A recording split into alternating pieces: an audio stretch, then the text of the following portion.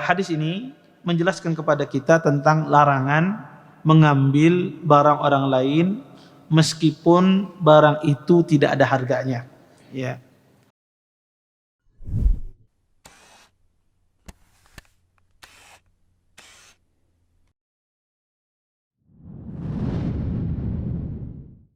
Assalamualaikum warahmatullahi wabarakatuh. Innal hamdalillah nahmaduhu wa nasta'inuhu wa nastaghfiruh wa na'udzu billahi min shururi anfusina wa min sayyiati a'malina. May yahdihillahu fala mudilla lahu wa may yudlil fala hadiya lahu. Asyhadu an la ilaha illallah wahdahu la syarika lahu wa asyhadu anna Muhammadan abduhu wa rasuluh. Fa inna asdaqal hadisi kitabullah wa khairul hadi hadi Muhammadin sallallahu alaihi wasallam wa syarrul umuri muhdatsatuha wa kullu muhdatsatin fid din bid'ah wa kullu bid'atin dhalalah wa kullu dhalalatin finnar. Amma ba'd. Bapak-bapak, ibu-ibu, ikhwan dan akhwat yang senantiasa dimuliakan oleh Allah Subhanahu wa taala. Alhamdulillah pada malam hari ini kita bisa berkumpul di salah satu tempat yang sangat mulia ini. Mudah-mudahan perkumpulan kita ini mendatangkan berkah di sisi Allah Subhanahu wa taala dan kita dapat mengambil manfaat dari apa yang akan disampaikan nantinya. Bapak Ibu, kita masuk pada bab baru dari kitab Bulughul Maram, Babus Sulhi, bab tentang perdamaian.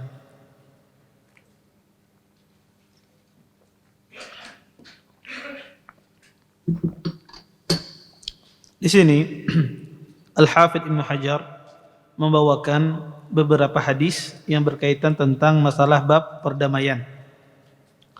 An Amr ibn Auf al-Muzani radhiyallahu ta'ala anhu anna Rasulullah sallallahu alaihi wasallam qala as-sulhu jaizun bainal muslimin illa sulhan harrama halalan aw ahalla haraman wal muslimuna ala syurutihim illa syartan harrama halalan wa ahalla haraman. Rawahu Tirmidzi wa sahahahu wa ankaru alaih lianna rawiyahu Katsir ibn Abdullah ibn Amr ibn Auf dha'ifun wa ka'annahu i'tabarahu bi kasrati turuqihi. Wa qad sahahahu Ibnu Hibban min hadis Abi Hurairah radhiyallahu taala anhu. Dari Amr bin Auf al-Muzani radhiyallahu taala anhu bahwasanya Nabi SAW bersabda, perjanjian damai boleh dilakukan di antara sesama kaum muslimin kecuali perdamaian untuk mengharamkan yang halal atau menghalalkan yang haram. Kaum muslimin harus menepati syarat yang telah mereka sepakati, kecuali persyaratan yang mengharamkan yang halal ataupun menghalalkan yang haram. Hadis ini dikeluarkan oleh Imam Tirmidzi dan beliau mensahihkannya. Tetapi banyak para ulama mengingkari tasihihnya Imam Tirmidzi ini sebab hadis ini dari riwayat Katsir bin Abdullah bin Amr bin Auf. Dia adalah seorang perawi yang lemah. Kata Hafidz Ibnu Hajar, mungkin Imam At-Tirmidzi menganggap sanadnya sahih karena jalur sanadnya banyak. Dan hadis ini juga disahihkan oleh Ibnu Hibban dari hadis riwayat Abi Hurairah radhiyallahu taala anhu. Bapak Ibu, ikhwan dan akhwat yang dimuliakan oleh Allah Subhanahu wa taala, hadis ini kalau kita lihat dari sisi sanadnya, pertama hadis ini lemah sanadnya. Kenapa? Karena ada seorang rawi yang bernama Amr ibn Auf al-Muzani. Amr ibn Auf al-Muzani ini adalah rawi yang sangat-sangat lemah. Bahkan dikatakan oleh Imam Abi Dawud, kata beliau, ruknun min arkanil kadhib, salah satu rukun dari rukun-rukun pendusta. Ya. Berkata juga Imam Ibnu Ma'in, laisa bisyai, orang ini tidak memiliki apa-apa sama sekali. Maksudnya adalah rawi yang sangat lemah. Oleh karena itu hadis ini sebetulnya jalurnya lemah.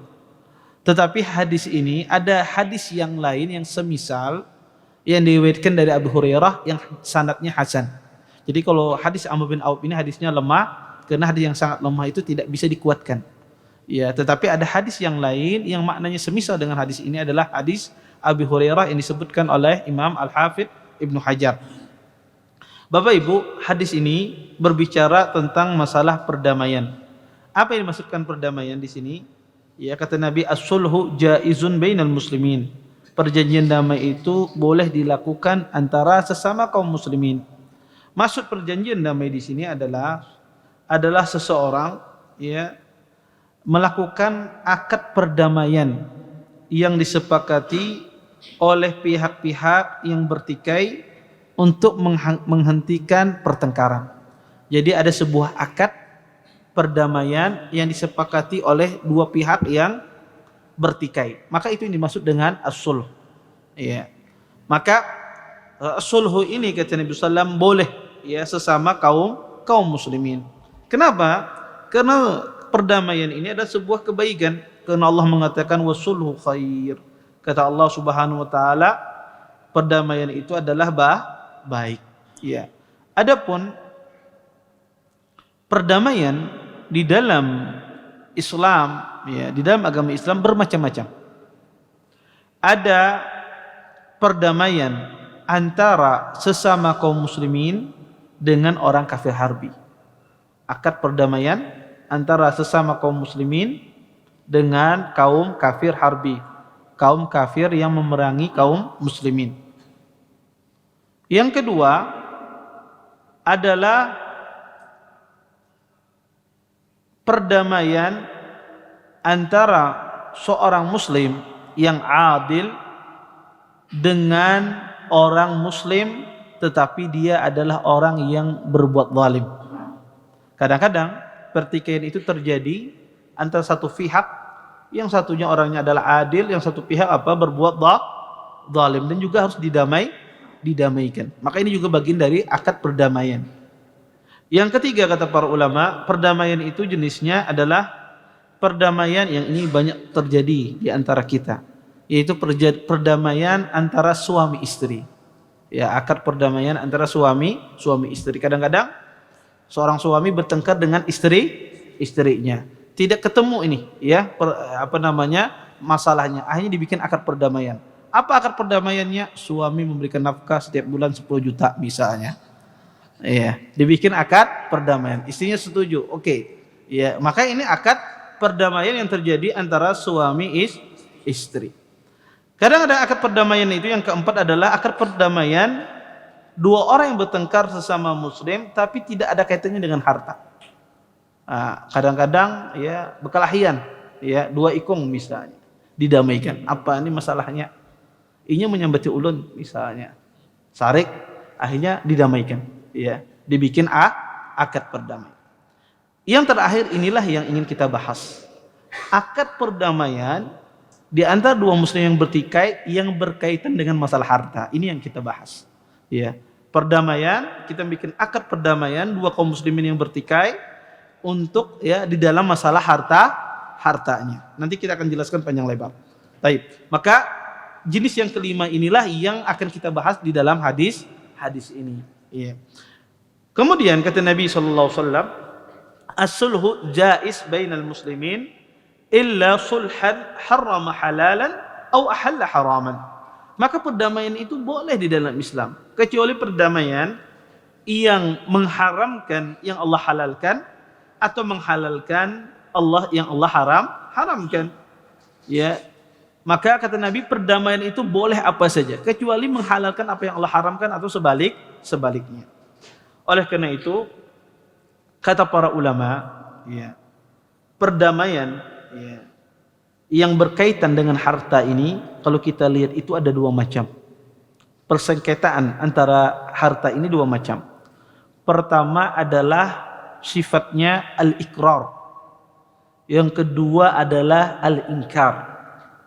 Apa maksudnya Ustaz al-iqrar? Al-iqrar itu adalah salah satu pihak mengakui kesalahannya. Salah satu pihak mengakui tuduhan yang dituduhkan kepadanya. Contoh misalnya, ada seseorang berbisnis dengan antum kemudian berhutang. Iya, dia minjam uang antum untuk berbisnis berhutang. Kemudian orang ini tidak mampu bayar. Tidak bisa bayar dan jatuh tempo. Kemudian antum datang menagih, tolong bayar uang yang Anda pinjam kepada saya. Kata orang ini, saya tidak bisi uang, saya tidak punya uang. Kata kawa ya antum, tolong bayar. Antum ini bisi rumah banyak, bisi aset banyak, ya. Kata tapi duit kada bisi, bujoja buat rumah singganan tapi duit kada ada, ya apa nak bayar? Iya. Kan ada orang semacam itu. Dia bisi aset banyak, tanah banyak tapi duitnya kada ada. Hendak dijual, orang menawar rendah benar habis-habisan tahun ini kada bisi duit. Kada mau melepas sidin. Kan ada banyak orang semacam itu, dia tidak bisa bayar. Terus apa nih solusinya? Terjadi pertengkaran. Akhirnya dibikin akad, ya. Orang ini mengakui bahwasanya dia memiliki utang sama orang tersebut. Akhirnya dibikin akad, sudah kayak ini aja. Tanah pian itu, ya, sebagai ganti utang ulun. Maulah, setujulah pian. Dibikin perdamaian. Oke, aku setuju di sini. Nah, ini namanya akad perdamaian, sifatnya ikrar, pengakuan. Ya. Tetapi di dalam ikrar ini tidak boleh orang yang ingin menagih haknya ini terzalimi. Ya, contoh misalnya dia punya utang 100 juta, kemudian orang ini nggak bisa bayar. Dia punya aset tanah. Aset tanahnya misalnya harganya 50 juta. Kata yang berhutang ini, pin maulah ulun ganti lon tanah ini sebagai perdamaian. Iya. Jar yang mengasih pinjaman, oh kada mau aku harga tanah ikam murah, ya, sedangkan utang ikam 100 juta, separuhnya hilang duit kok. Kalau pian kada mau kada ulun bayari, ya. Pian mau kada, kalau pian mau ambil ini pas kita impas kada lagi tagih menagih, damai kita. Boleh tidak akad demikian? Akhirnya sidin terpaksa, oh ya ada kada bapak, ketimbang kada bayar sama sekali misalnya, ya diambil. Maka ini tidak boleh.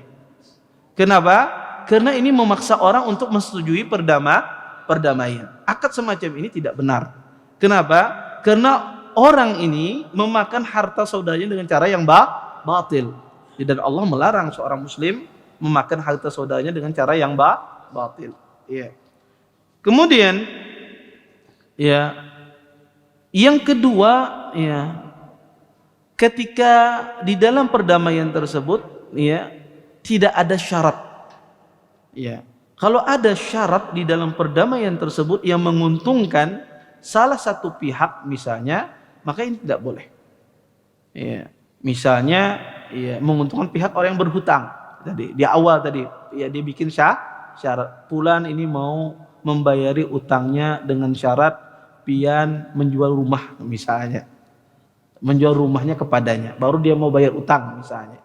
Maka kalau ada semacam ini, persyaratan semacam ini juga tidak boleh, ya, karena ini persyaratan, ya, yang batil. Makanya kata Nabi SAW, wal muslimuna ala syurutihim, dan orang muslim itu berdasarkan syaratnya, kecuali adalah sulhan, ya, kecuali syaratan yang mengharamkan yang halal atau menghalalkan yang haram. Ini jenis perdamaian berkaitan dengan hati yang berkaitan dengan ikrar. Yang kedua, dan ini yang sering terjadi, adalah perdamaian, akad perdamaian yang dibikin yang berkaitan dengan pengingkaran. Semacam apa misalnya? Pian misalnya ada orang tua meninggal. Kemudian datang orang ke rumah pian. Bahwasanya abah ikam itu ada bisi utang lawan aku. Berapa utangnya? 1 miliar. Masya Allah. Padahal rumah sidin jabuk aja bahari dapat dari mana? Ya, uang 1 miliar. Orang ini datang. Antum mengingkari. Abi anu kada pernah berhutang. Seumur hidup abi anu kada pernah berhutang. Enggak, kata orang ini abi antum berhutang. Satu pihak menuduhkan kepada keluarga antum, dan ini sering terjadi kadang-kadang. Apalagi keluarga mayit misalnya, siapa tahu ada yang memiliki hutang, silakan datang kepada ahli mayit. Akhirnya berombongan datang, abah ikam ada utang ini, ada utang ini. Ini kada tahu. Ya. Sedangkan akhirnya mengingkari. Kayaknya kada mungkin. Kalau 5.000, 10.000 ngakui aja, tapi kalau ratusan juta kada kawa mengakui. Terus ada terjadi pengingkaran, kemudian didakwakan kepada orang tersebut. Apa solusinya? Dibikin akad perdamaian. Ya, akad perdamaian semacam apa? Ya, maka dibikin kesepakatan. Ya, dan pada asalnya di dalam hukum Islam, orang yang menuduh kepada orang lain, misalnya dia punya ikam punya utang, orang yang menuduh ini harus mendatangkan bukti. Kata Nabi SAW, al-bayyinatu 'alal mudda'i wal yaminu 'ala man ankar. Kata Nabi SAW, orang yang mendakwa harus mendatangkan bukti, dan orang yang didakwa harus dia bersumpah. Gimana maksudnya? Kalau ada kawan pian datang kepada pian, mat sini mat, ikam ada utang bahari lawan aku, wah apa waktu SMA ingatkah? Misalnya, ini kejadian 20 tahun yang silam, sini sudah lupa. Ikam punya utang lawan aku bahari 1 juta. Ya. Katanya, karena pernah anda berhutang lawan antum 1 juta. Enggak, kata. Akhirnya dia datangkan bukti. Ternyata ada rekaman suaranya bahari misalnya. Ingatkah bahari rekaman suara? Maka kalau orang itu bisa mendatangkan bukti, maka kebenaran itu pada yang mendatangkan bukti. Tapi orang yang tidak bisa mendatangkan bukti tapi dia menuduh, ikam punya utang lawan aku bahari 1 juta. Aku kada pernah berhutang lawan ikam. Iya, rasanya ikam pernah berhutang. Jangan rasa-rasanya, yakin kada yakin. Iya. Kada pernah, ikam kada pernah. Tapi dia tidak punya bukti. Maka yang mengingkari ini bersumpah demi Allah. Dia bersumpah, wallahi saya tidak pernah berhutang. Kalau dia bersumpah demi Allah dia tidak pernah berhutang, maka dia terlepas dari tuntutan. Iya. Kalau dia bersumpah, Ustadz, dia mendatangkan bukti misalnya. Mana yang diambil? Yang mendatangkan bukti. Tapi kalau yang mendatangkan bukti ini tidak ada, dia mendakwa, kemudian dia tidak bisa mendatangkan bukti, dan ini bersumpah, maka dakwaannya gugur di dalam Islam. Dakwaannya gugur, kenapa? Dengan sumpahnya itu menggugurkan dakwaannya. Tapi kalau orang ini nggak mau bersumpah tapi dia didakwa, maka dia harus mengembalikan. Ya, berarti yang didakwakan itu benar. Ya. Maka itu yang maksud kata Nabi SAW, al-bayyinatu 'alal mudda'i wal yaminu 'ala man ankar. Nah, ketika orang ini didakwakan bahwasanya dia memiliki utang piutang, ya abah ikam bahari ada utang semacam ini waktu masih hidupnya, dan orang ini ya belum mendatangkan bukti. Kemudian ada orang yang ingin mendamaikan. Ya sudah, ya kayak ini aja nah, bikin akad perdamaian. Perdamaiannya utang sidin yang dikatakan tadi 100.000, kayak apa? Aku bayari 50.000 kata orang ketiga. Ridho aja kah pian? Ya, kalau pian kada ridho ya silahkan. Ya sudah, aku ridho aja isi. Dibayar 50.000 misalnya. Nih, taib. Maka ini boleh apa tidak? Boleh, nggak ada masalah. Ya, ya, nggak ada masalah dalam masalah ini. Ya. Kenapa diperbolehkan sulhu dalam masa pengingkaran ini? Karena kedua belah pihak diuntungkan. Pihak yang dituduhkan diuntungkan, dia tidak bersumpah dengan nama Allah. Ya, diringankan bebannya dari tuntutan. Pihak yang menuduh diringankan masalah dia tanpa mendatangkan bukti. Kedua belah pihak diuntungkan. Ya. Maka akad pengingkaran ini, sulhu dalam pengingkaran ini juga diperbolehkan di dalam syariat Islam. Ya. Dan ya, kalau seandainya ada orang yang menuduh orang lain dan ternyata orang ini berdusta, taib, dan kita akad perdamaian, dia menuduh ada bisi hutang, ternyata tidak ada, orang ini mengalah, ya orang miskin, nggak ada tahu, orang kampung, nggak ada paham napa-napa, hokone, oh iya katakutan kalau dapat dosa abahnya misalnya, ya. Akhirnya dituduhkan dia, oh ya kah, ayo baik. Sekalinya orang yang menuduh ini berdusta, tapi sudah didamaikan. Taib. Akhirnya dengan kesepakatan dibayari sekian. Taib. Apakah sah suluhnya? Kita katakan ya suluh yang terjadi sudah suluh terjadi, tetapi orang itu tetap dihukum oleh Allah Subhanahu Wa Taala karena dustanya. Dia memakan harta saudaranya dengan cara yang batil. Ya. Walaupun sudah diputuskan, tapi dia akan dihukum oleh Allah Subhanahu Wa Taala, dan dia harus mengembalikan harta tersebut. Walaupun tapi ini kan sudah damai kita, ya damai apa? Ikan memaksa, ya kan kita sudah damai, sudah sepakat, tetap karena dia menuduhnya adalah awalnya ada tuduhan dusta, maka ini tidak boleh. Kemudian para ulama mengatakan tidak boleh ada sulhu itu, ya perdamaian itu pada haknya Allah Subhanahu Wa Taala. Di dalam haknya Allah Subhanahu wa taala tidak boleh adanya perdamaian. Contoh misalnya masalah zakat. Dia harus berzakat 10 juta. Oh, kaulah dikurangi 5 juta aja. Kemudian ambil ya, menegosiasi dengan amil zakat, ya. Maka tidak boleh, ya. Tidak boleh ada perdamaian pada haknya Allah Subhanahu wa taala ataupun pada hudud dalam hukum-hukum Allah Subhanahu wa taala. Misalnya dia mencuri, harusnya potong tangan, minta apa? Dispensasi agar tidak dipotong tangan. Maka ini tidak boleh. Tidak ada perdamaian pada hak-haknya Allah Subhanahu wa taala. Adapun hak manusia iya. Ya, berlaku perdamaian ini pada hak-haknya manusia. Kemudian suluh ini juga tidak boleh terjadi kalau sudah diputuskan oleh seorang hakim. Kalau hakim itu sudah memutuskan bahwasanya yang benar A misalnya. Ketika ada orang bertikai, dua orang bertikai, dia datang kepada hakim. Kemudian diputuskan oleh hakim yang benar itu A, yang salah adalah si B. Kemudian si B setelah itu mengajak akad damai. Ya, akad damai aja dah, kita harus mengambil putusan hakim.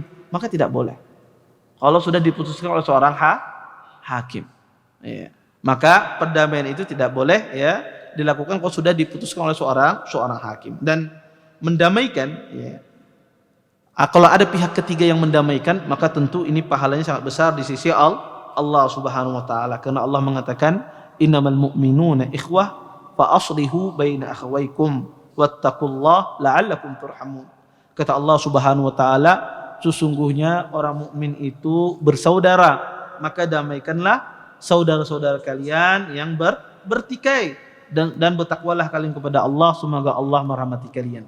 Maka suluh ini mendamaikan orang ini pahalanya sangat besar. Bahkan sebagian ulama mengatakan kadang-kadang boleh orang itu berdusta dalam mendamaikan dua belah pihak. Kalau seandainya maslahatnya besar, ya akhirnya dia harus berdusta, misalnya suami istri bertengkar hebat, sehingga datang pihak ketiga, datang kepada istri, tahukah Ikam, laki Ikam itu mimpi-mimpi menyebut nama Ikam terus, saking rindunya Zaidin, wah ibu bininya, ya, padahal dia berbohong, tapi dia ingin mendamaikan. Kemudian dia datang kepada suaminya, bilang, aku mendengar tadi ya bini Ikam berdoa selalu menyebut nama Ikam dalam doanya. Akhirnya himung lakinya, begitu cintanya damai dia kembali. Padahal orang ini berkata dusta. Maka kata para ulama dalam mendamaikan semacam ini, ya mendamaikan ya, kalau seandainya dia mengharuskan berdusta tapi masalahnya besar di sana, maka ini yang diperbolehkan. Tetapi afdalnya tidak, ya afdalnya tidak. Tapi kalau mengharuskan demikian, tidak ada cara lain kecuali itu, maka hal itu dimaafkan di dalam syariat Islam. Baik. Kita lanjutkan pada hadis berikutnya. Wa an Abi Hurairah radhiyallahu taala anhu, anna Nabiyya sallallahu alaihi wasallam qala, la yamna jarun jarahu ay yaghriza khashabatan fi jidarihi. ثم يقول أبو هريرة رضي الله تعالى عنه ما لي أراكم أنها معرضين والله لأرمين بها بين أكتافكم متفق عليه. Dari Abu Hurairah radhiyallahu taala anhu bahwasanya Nabi SAW bersabda, janganlah seseorang melarang tetangganya meletakkan kayu pada dindingnya. Kemudian Abu Hurairah radhiyallahu taala anhu melanjutkan, mengapa kalian enggan untuk melaksanakan sunnah ini? Demi Allah, aku akan meletakkan sunnah ini ke atas pundak kalian. Muttafaqun alaih.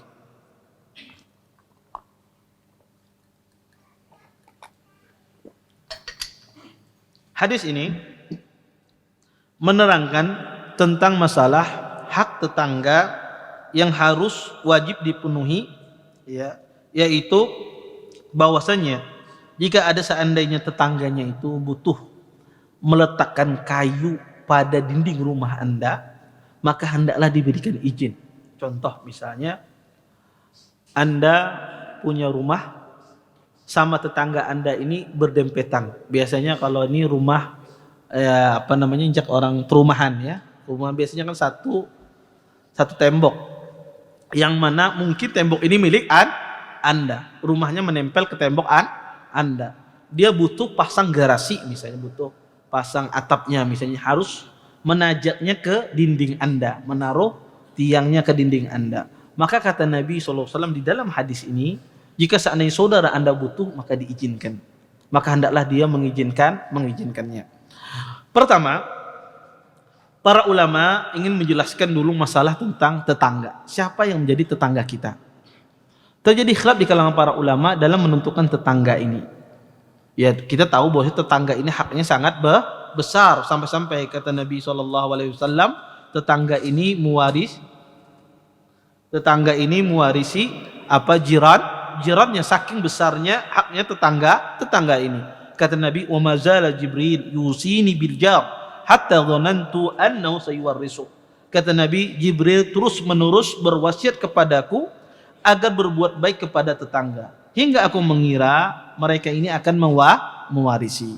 Maka pertanyaannya, ya siapa tetangga itu?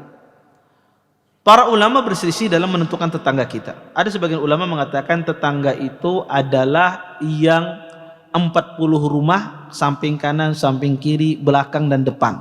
Maka itu adalah tetangga Anda. Maka kalau Anda bermasak tuh harus banyak tuh. 160 buah rumah ya. Maka ini sebagian ulama mengatakan tetangga demikian. Ada sebagian ulama mengatakan tetangga itu adalah yang satu kampung dengan Anda. Yang satu kampung dengan Anda, maka itu adalah tetangga Anda. Sebagian ulama mengatakan tetangga itu ada yang sholat di masjid sama dengan Anda. Misalnya kalau di masjid ini berarti tetangga berataan kita. Maka ini adalah tetangga Anda. Sebagian ulama mengatakan tetangga itu dikembalikan kepada uruf masing-masing di suatu tempat. Maka pendapat yang terakhir adalah pendapat yang benar. Kadang-kadang di suatu tempat itu urupnya tetangga itu 5 buah rumah, ya. Kadang-kadang di suatu tempat tetangga itu urupnya 3 buah rumah, itu dikembalikan pada suatu kondisi suatu tempat, ya. Tetapi ulama sepakat yang nama tetangga itu kalau rumahnya menempel itu tetangga Anda. Ya, rumahnya menempel itu tetangga Anda. Mau kada mau itu tetangga Anda, dan ulama sepakat rumahnya menempel. Tapi rumahnya tidak menempel, di sini khilaf. Bisa jadi ya di rumah itu ya kosong tanahnya, jauh di sana ada rumah ya. Itu bersebelahan rumahnya dengan Anda tapi jauh. Kalau urupnya bukan tetangga ya tidak tetangga. Ya, tetapi ulama sepakat kalau rumahnya menempel itu adalah tetangga. Nah, di hadis ini, zahir hadis yang kita baca ini menjelaskan bahwasanya kalau tetangga itu butuh menajak sesuatu di tempat kita, maka harus diizinkan, mau kada mau. Zahir hadis ini. Maka para ulama sepakat kalau seandainya tetangga itu menajak sesuatu di tempat kita menimbulkan mudarat bagi kita, boleh tetangga ini menolak. Afwan, jangan menajak di sini. Ya. Maka kalau menimbulkan mudarat, maka boleh dia menolak. Ya. Dan yang kedua kata para ulama, tetangga yang menajak ini ada hajah, ada kebutuhan, ada keperluan. Kalau ada keperluan, tetangga tidak menimbulkan mudarat, boleh juga menolak. Ya, karena tidak ada hajahnya. Kenapa najak di sini? Pas buah kadang pernah membari di sini pohonnya. Ya, padahal rantingnya menjulur ke halaman kok sedikit kada pernah ditawarinya. Misalnya ratiknya aku yang disuruh bersesapu ya. Taib. Sekarang tetangga ini butuh. Kemudian tidak menimbulkan mudarat kepada tetangganya. Boleh kada dia menajak? Ya di tiang kita, di rumah, di halaman rumah kita, boleh tidak? Disinilah yang terjadi khilaf di kalangan para ulama.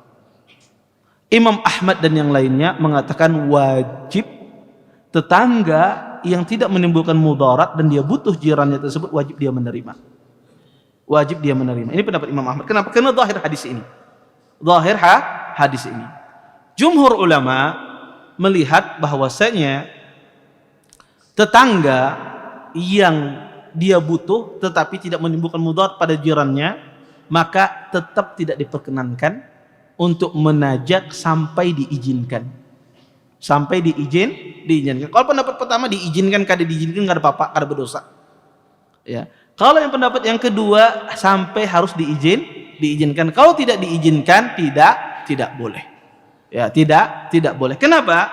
Karena berdasarkan keumuman hadis Nabi SAW, kata Nabi SAW, tidak boleh seseorang mengambil harta saudaranya kecuali dengan keridhaan-nya. Maka tidak boleh di sini seseorang ia memasang sesuatu di tempat tetangganya kecuali dengan keridhaan-nya. Maka pendapat yang kedua inilah pendapat yang rajih. Ya, pendapat yang paling kuat di kalangan para ulama, bahwasanya tidak boleh seseorang memasang sesuatu di tempat tetangganya walaupun dia butuh dan tetangganya tidak menimbulkan mudarat, ya kalau tidak diizinkan. Maka ini tidak boleh. Betul, tetangga itu haknya sangat besar, tapi dalam masalah ini tetap dia harus izin. Dan afdalnya seorang tetangga ketika tetangganya butuh, ya afdalnya dia mengizinkannya kalau tidak menimbulkan mudarat pada tempatnya. Tapi kalau menimbulkan mudarat, ya boleh dia tidak mengizinkan. Ya. Karena subhanallah ya, dalam masalah tetangga ini banyak sekali ya permasalahannya ya. Dan juga banyak sekali persengketa antara tetangga yang satu dengan tetangga yang lain. Makanya kalau kita tahu orang itu baik, tanya tetangganya. Ya, kalau tetangganya itu memujinya, ya, menghormatinya, menunjukkan orang itu baik. Ya, kalau tetangganya ya mencelaknya, bahwa di sini tuh apik engken luar biasa misalnya, itu pertanda tetangga itu kurang bagus dia dalam bermuamalah. Kenapa? Karena tetangga itu dia tahu hak saudaranya, ngerti betul keadaan tetangganya.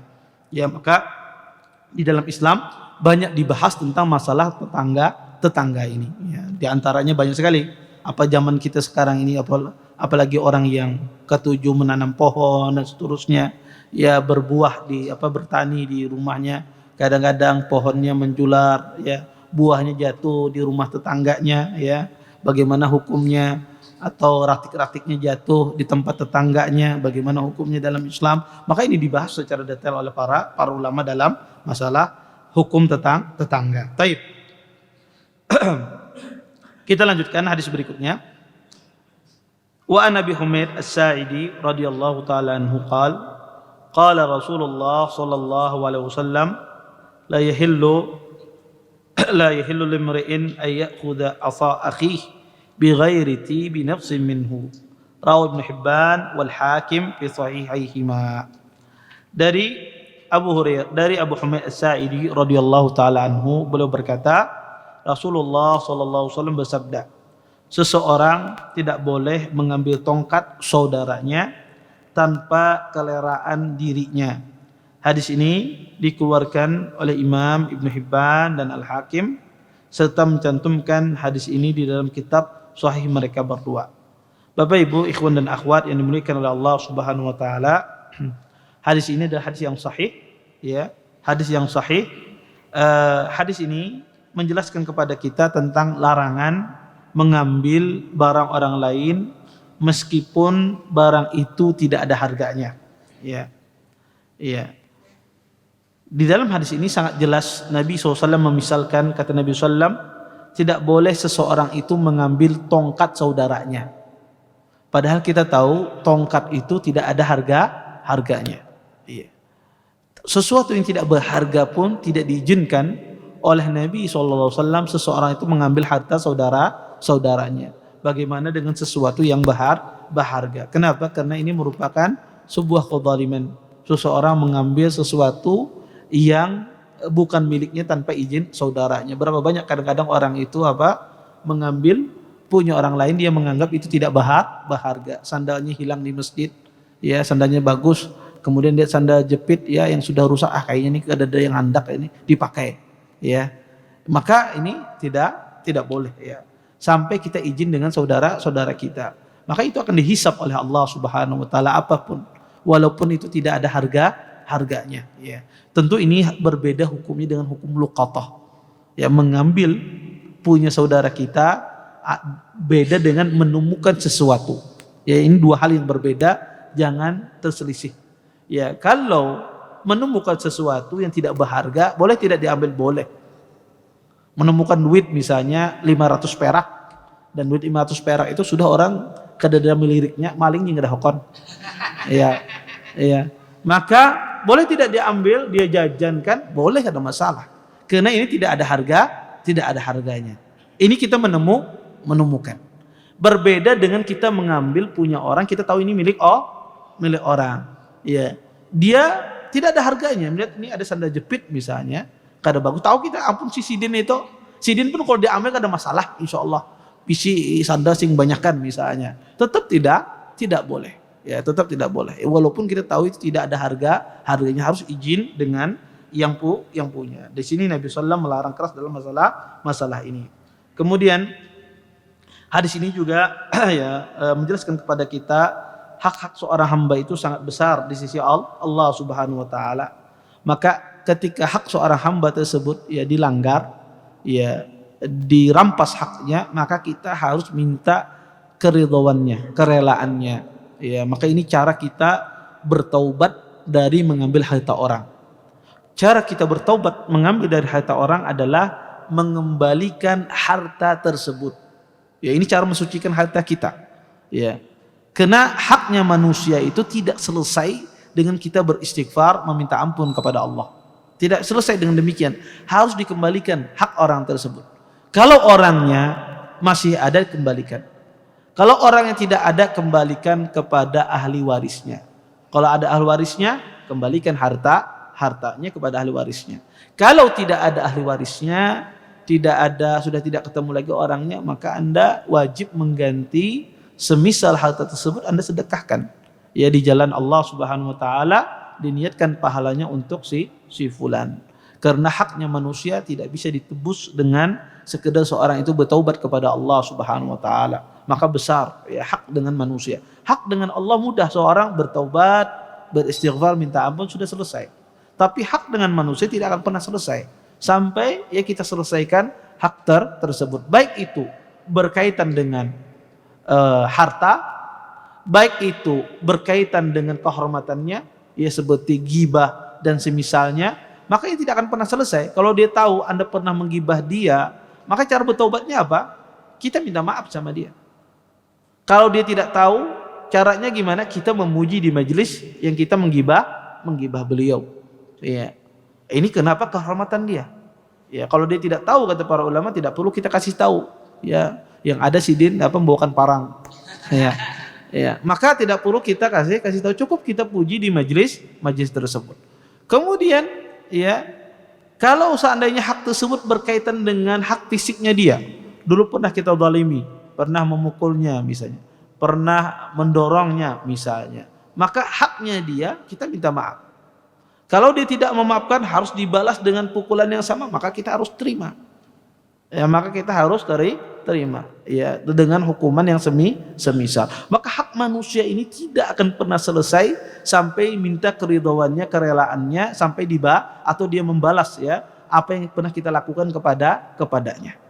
Tapi berbeda dengan haknya Allah Subhanahu wa taala, maka haknya Allah Subhanahu wa taala ini orang cukup bertaubat, meminta ampun kepada Allah Subhanahu wa taala, maka dia selesai dari urusan dengan hak-haknya Allah Subhanahu wa taala. Kemudian hadis ini juga menjelaskan juga tentang masalah pentingnya seorang muslim ini berhati-hati dalam mencari harta, dalam mencari rezeki. Kadang-kadang seseorang itu dia karena ingin mendapatkan rezeki, lupa dia aturan-aturan di dalam syariat Islam, sehingga dilanggar semua aturan-aturan Allah Subhanahu wa taala. Dan ini penting manusia itu penting dia meyakini sifat tawakal kepada Allah Subhanahu wa taala, bahwasanya kalau dia sudah melakukan usaha apa saja maka serahkan urusannya kepada Allah Subhanahu wa taala, maka Allah yang akan memudahkan masalah rezekinya, masalah urusannya. Jangan sampai akibat masalah rezeki banyak hal-hal hukum-hukum Allah yang kita langgar. Dan ini subhanallah banyak ikhwah-ikhwah yang ngaji rajin ketika dia dalam ekonominya lapang, masya Allah taat terhadap aturan-aturan syariat Islam. Tetapi kalau sudah dalam sempit ekonominya, dia cari hilah jawaban. Kayaknya ini ada masalah khilaf pada papa. Iya, kayaknya ini Ustaz kira dalam masa ini kada apa-apa insyaallah. Iya. Sehingga dia banyak ya kalau dia dalam masalah kesempitan dia mencari masalah-masalah ulama yang membolehkan. Kenapa? Karena lemahnya imannya. Dia menganggap bahwasanya ya rezeki itu tidak akan datang kecuali dengan cara demikian. Ini menunjukkan lemahnya tawakal orang tersebut kepada Allah Subhanahu wa taala. Baik, Bapak Ibu, mungkin itu saja yang dapat ulun sampaikan. Mudah-mudahan bermanfaat dari apa yang ulun sampaikan. Sebelum kita tutup, kita jawab beberapa pertanyaan yang masuk. Ini ada pertanyaan. Bismillah, Assalamualaikum Ustadz, izin bertanya. Ana seorang mahasiswa yang telah selesai sidang, alhamdulillah. Sidang munaqasah skripsinya.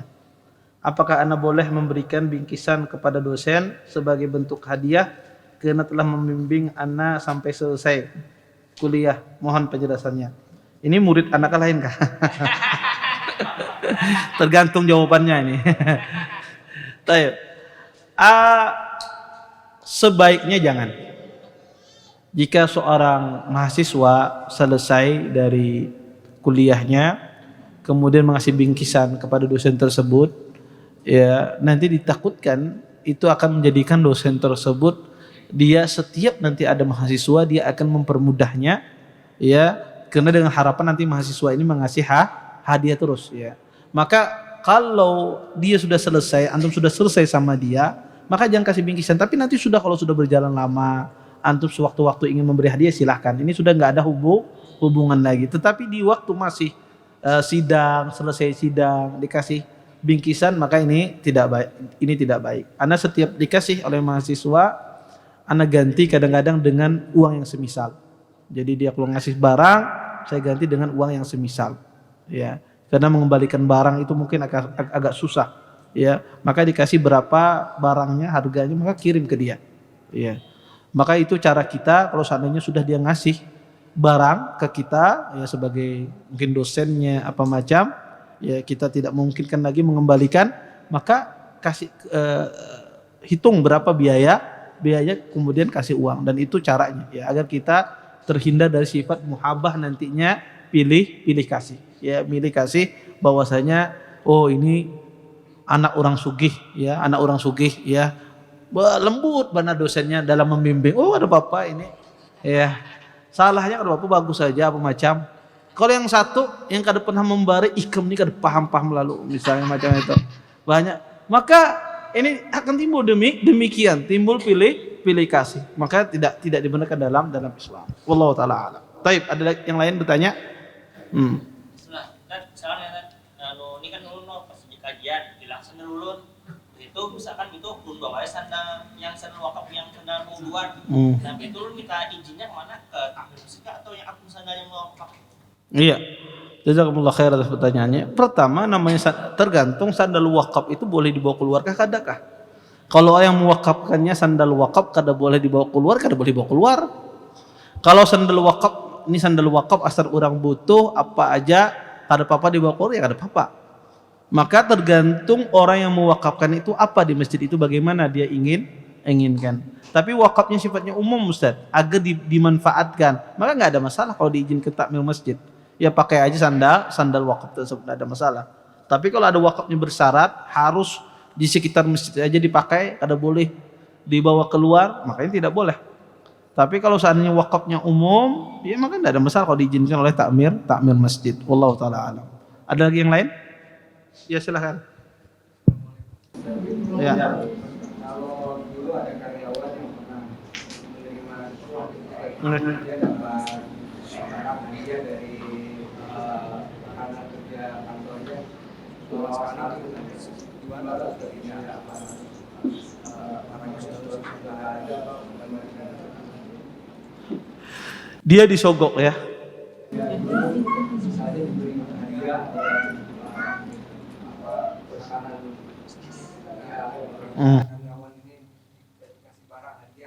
Kalau orangnya sudah tidak ada lagi, orangnya tidak tahu lagi kemana apa macam, ya dan keluarganya nggak ada, maka Anda keluarkan sejumlah uang yang dulu pernah dapat itu, misalnya dapat dulu 500.000 misalnya atau 1 juta, sedekahkan atas nama si fulan tersebut.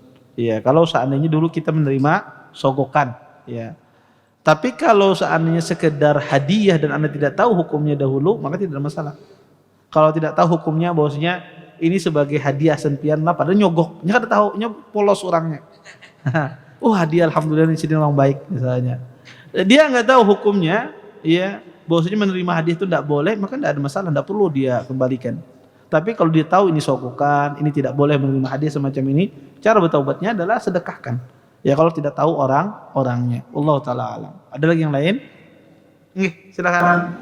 Aku izin bertanya, mohon nasihatnya untuk pribadi bagaimana cara mudah memaafkan orang lain. Karena ada sampai sekarang ya ada beberapa orang yang Anda sulit untuk memaafkan karena mendolimi orang tua saya dan mendolimi istri saya. Ya, jazakumullah khair atas pertanyaannya.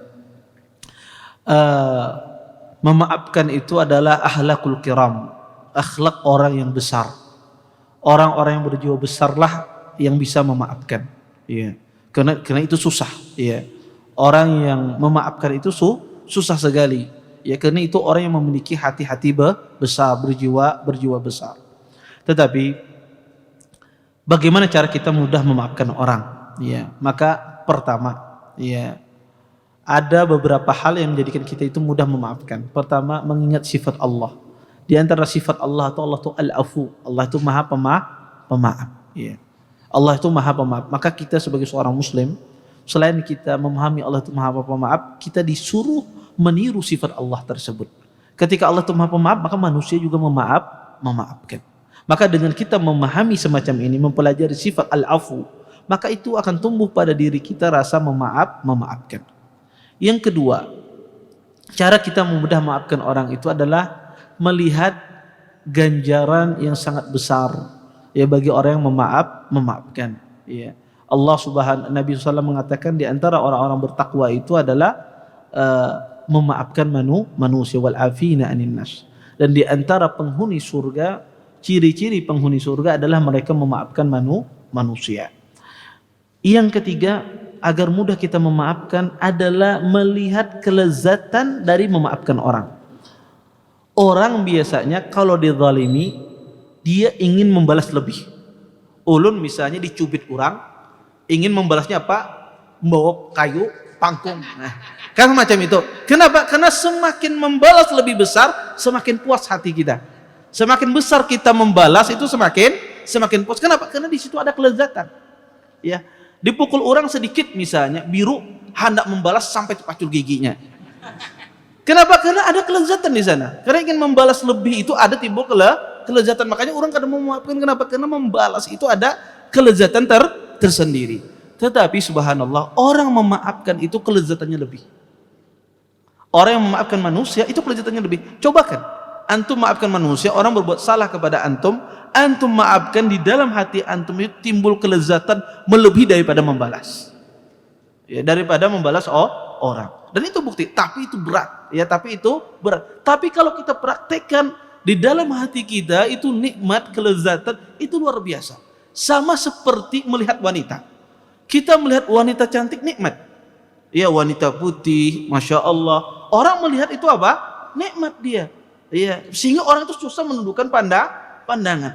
Tetapi ketika dia tundukkan pandangan, Allah jadikan di dalam hatinya kenikmatan yang luar biasa, melebihi daripada kenikmatan melihat seorang wanita tersebut. Sama seperti memaafkan. Maka orang kalau melihat demikian kelezatan yang didapatkan dalam hatinya yang memaafkan, maka dia akan mudah memaafkan. Ini di antara kiat-kiat yang mungkin seseorang itu mudah untuk memaafkan manusia. Wallahu taala alam. Baik. Bagaimana caranya bisa mendapatkan keberkahan ilmu Ustaz supaya ilmu yang itu tidak cepat hilang dan mudah diamalkan? Iya. Ya, jazakumullah khair atas pertanyaannya. Cara mendapatkan keberkahan ilmu, ya tentu ya banyak ya cara mendapatkannya. Pertama adalah mencarinya ya dengan penuh keikhlasan kepada Allah Subhanahu wa taala. Kemudian yang kedua adalah seseorang ketika menuntut ilmu itu harus sabar. Ya, kebanyakan orang ketika menuntut ilmu itu kadang mau sabar. Dan kebanyakan kita, ya masyarakat kita umumnya kadang mau sabar. Kalau bisa mengaji itu sehari sudah tuntunglah kitab itu. Ya, kalau bisa ngaji misalnya Sahih Bukhari, kalau bisa sebulan sudah selesai. Ya, itu kebanyakan kita tidak sabar karena ilmu itu butuh layali wal ayyam, berhari-hari ya, bermalam-malam, berminggu-minggu, berbulan-bulan, bertahun-tahun. Kebiasaan kita semacam itu, ya pengen praktis ya. Sehingga apa? Hasilnya juga praktis. Ya. Ya, pengen praktis segala sesuatu praktis ya. Emang subhanallah ya, mahasiswa saya di Madinah, mahasiswa Indonesia ini terkenal dengan ketujuh meringkas. Ya, pelajaran ada syekh menjelaskan diringkas. Ringkasan tuh diringkas lagi. Sebelum ujian tinggal setengah lembar aja. Iya. Ini emang keajaiban orang mahasiswa Indonesia emang kayak gitu. Ya. Luar biasa emang mereka pintar terkenal sampai kajian pun kayak gitu. Ketujuh apa yang ringkas-ringkas. Ya, tuntung sudah selesai. Ya. Maka mendapatkan keberkahan ilmu itu dengan sabar. Kita bersabar dalam menuntut ilmu. Kemudian juga keberkahan ilmu itu adalah dengan cara kita menghindari maksiat, al-ma'asi, karena ma'asi itulah menghalangi keberkahan ilmu. Apa keberkahannya? Menghalangi kita untuk beramal dengan ilmu kita. Ya, karena maksiat itu menghalangi kita beramal dengan ilmu kita.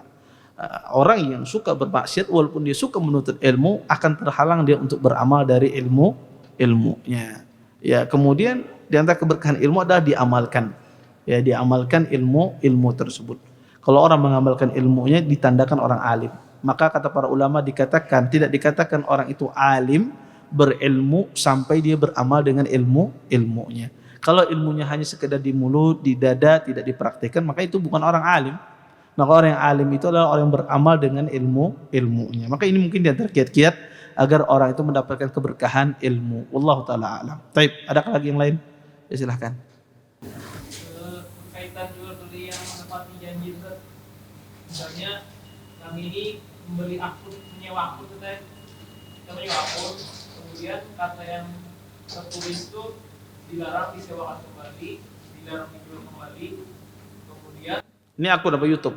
pada akun kayak ada kayak video-video template kayak misalnya kan menurut tuh berbayar santai, bilang orang berbayar tapi kita sewa akunnya itu emang fasilitasnya itu kan untuk menurut yang Ya.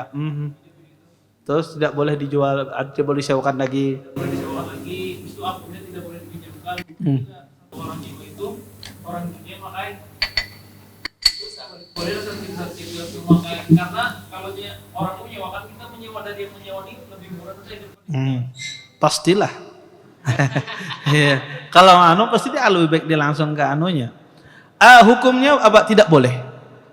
Itu sama akun semacam itu atau akun di YouTube dan semisalnya atau akun di Instagram misalnya apa macam itu tidak boleh memperjualbelikan kalau seandainya ada larangan dari yang punya, ya punya Instagramnya, punya YouTube-nya, punya apa tadi yang nggak tahu akun di mana itu yang punya dilarang untuk disewakan, tidak boleh karena dia kasihkan tuh hibah, dia mengasih pinjaman, dia mengasihkan manfaat punya dia. Itu semacam saya punya rumah nih, saya punya rumah, saya katakan antum silahkan pakai rumah saya. Setelah antum mau hendak diapakan silahkan pakai. Tapi jangan antum bawa kawan antum ke rumah ini. Itu sama seperti saya punya di internet itu ya punya saya. Silahkan pakai punya saya ini ya. Tapi kada boleh dipinjamkan, kada boleh disewakan. Maka al muslimuna ala syurutihim. Seorang muslim itu sesuai dengan syaratnya. Maka tidak boleh. Wallahu taala alam. Baik, mungkin itu saja. Silakan.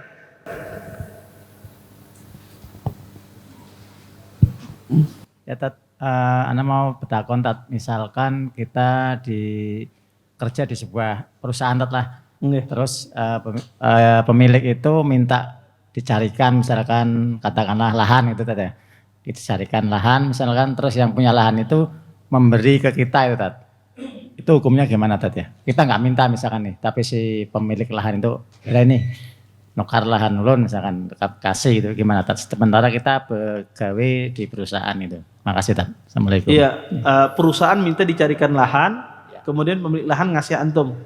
Iya. Iya, jazakumullah khair atas pertanyaannya. Pertama, ya kalau antum itu harus izin dengan perusahaan. Ya, antum mengasih tahu dengan perusahaan bahwasanya ini ada pemilik lahan mengasih saya. Kalau diizinkan sama perusahaannya, maka silahkan ambil. Kalau tidak diizinkan, maka tidak boleh. Maka itu termasuk dalam hadiah, karena antum adalah wakil dari perusahaan tersebut. Maka kalau diizinkan sama pihak perusahaan bosnya, bukan sesama kawan, tapi adalah bosnya yang punya perusahaan tersebut, mengizinkan kepada bapak diambil, ada masalah. Ya tidak mengapa. Wallahu taala alam. Baik, saya kira cukup itu. Kita tutup dengan doa kafatul majelis. Subhanakallahumma bihamdika asyhadu an la ilaha illa anta astaghfiruka wa atubu ilaik. Assalamualaikum warahmatullahi wabarakatuh. Terima kasih. Jazakumullah khairan wa barakallahu fikum. Video ini dibuat atas partisipasi dari donasi Anda. Semoga menjadi amal jariah bagi Anda semuanya.